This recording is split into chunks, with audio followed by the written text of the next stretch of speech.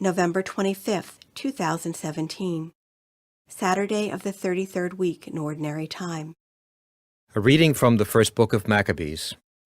As King Antiochus was traversing the inland provinces, he heard that in Persia there was a city called Elymais, famous for its wealth in silver and gold, and that its temple was very rich, containing gold helmets, breastplates, and weapons, left there by Alexander, son of Philip, king of Macedon, the first king of the Greeks.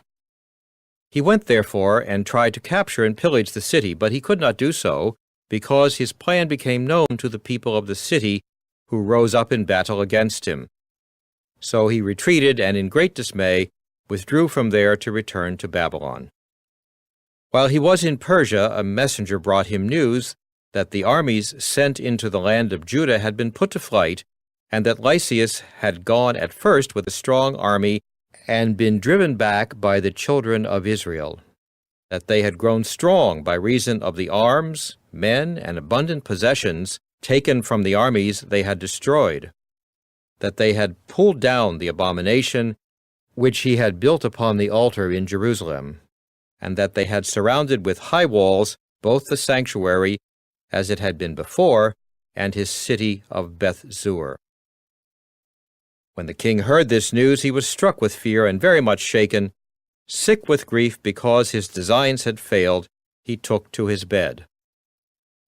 There he remained many days, overwhelmed with sorrow, for he knew he was going to die. So he called in all his friends and said to them, "Sleep has departed from my eyes, for my heart is sinking with anxiety. I said to myself, into what tribulation have I come, and in what floods of sorrow am I now? Yet I was kindly and beloved in my rule. But I now recall the evils I did in Jerusalem, when I carried away all the vessels of gold and silver that were in it, and for no cause gave orders that the inhabitants of Judah be destroyed.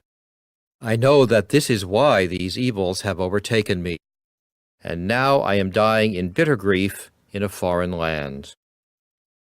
The word of the Lord. The responsorial psalm. The response is, "I will rejoice in your salvation, O Lord." I will give thanks to you, O Lord, with all my heart.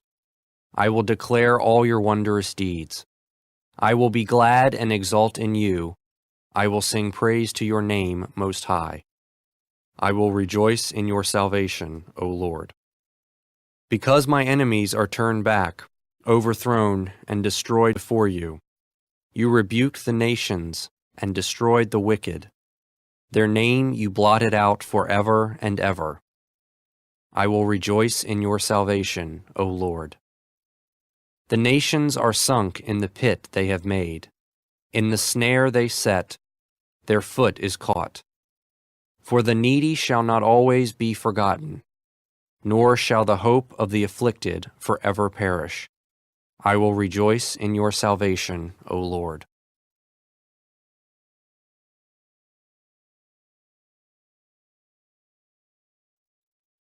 A reading from the Holy Gospel according to Luke. Some Sadducees, those who deny that there is a resurrection, came forward and put this question to Jesus, saying, "Teacher, Moses wrote for us, if someone's brother dies leaving a wife but no child, his brother must take the wife and raise up descendants for his brother. Now there were 7 brothers. The first married a woman but died childless. Then the second and the third married her, and likewise all the 7 died childless. Finally the woman also died. Now at the resurrection, whose wife will that woman be? For all 7 had married her." Jesus said to them, "Children of this age marry and remarry, but those who are deemed worthy to attain to the coming age and to the resurrection of the dead neither marry nor are given in marriage. They can no longer die, for they are like angels, and they are the children of God, because they are the ones who will rise. That the dead will rise even Moses made known in the passage about the bush, when he called Lord the God of Abraham, the God of Isaac, and the God of Jacob. And he is not God of the dead, but of the living, and to him all are alive." Some of the scribes said in reply, "Teacher, you have answered well. and they no longer dared to ask him anything. The Gospel of the Lord.